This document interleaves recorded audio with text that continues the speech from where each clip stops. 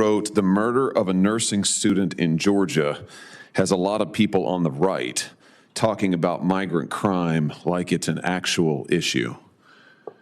That'd be Laken Riley you were talking about? Laken Riley was an unusual case. Yeah, here, let's have a look. Here's Laken Riley. Yes. Her murder, her horrific murder at the hands of this illegal migrant who was also unlawfully paroled in the United States. Her death, not an actual issue? It's a tragedy. But not an actual issue? Migrant crime is much less of an issue than U.S. citizen committed crime. Not an actual issue? Those are your words. Her death, not an actual issue. I just want to get, no, you say. Of course it's an issue. It's a tragedy. So what do you mean by your murder is an post? issue. It's not an actual issue, meaning we shouldn't be paying attention to it. Senate's wasting its time this week on the Laken Riley Act that would address the circumstances of her murder. What's your advice to us? We just discontinue those proceedings now? I think the Laken Riley Act could do a lot of harm.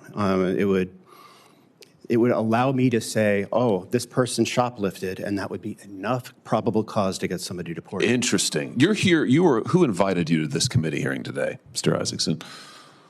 The minority party. Yeah, it's interesting. You're here as a spokesman for the minority party.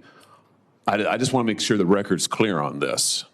The spokesman for the minority party is advising the Senate that the Laken Riley Act is a bad idea and we ought to stop it. The spokesman for the minority party is saying that Laken Riley's death and migrant crime is not an actual issue. I can't frankly believe that I am hearing these words. You said it's not an actual issue. I read you the quote. Laken Riley's death was not an actual issue. You said that the murder of a nursing student in Georgia has a lot of people on the right talking about migrant crime. You put it in quotation marks, square quotes, like it's an actual issue.